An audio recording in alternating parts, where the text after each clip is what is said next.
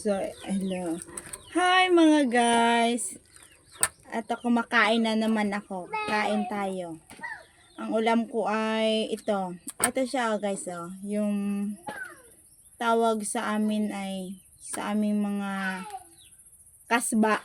Ang tawag dito ay tagop-tagop. Tapos marami siyang pangalan. Mayroong bantol, may karatungan. Marami ako naririnig na tinatawag sa kanya. Ito ang aking ulam. Sarap ito mga guys. Tapos isaw-saw sa tuyo at suka na may sili. Sarap talaga. Ano tayo?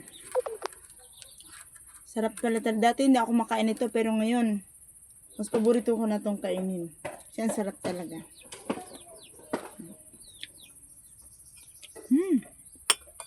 Kahang na maasim.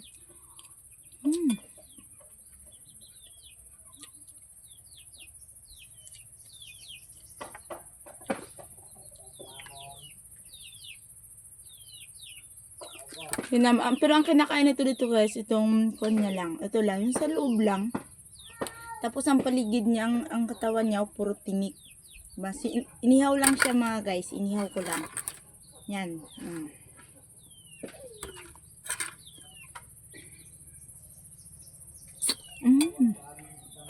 Kahang talaga.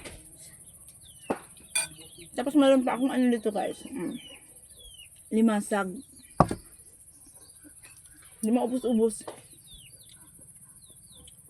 Kain tayo. Gusto nyo, dumayo kayo dito sa akin. Maraming ulam dito. Dala lang kayo ng bigas ha. Ayun lang mga guys. Maraming salamat sa panonood ha. Bye-bye.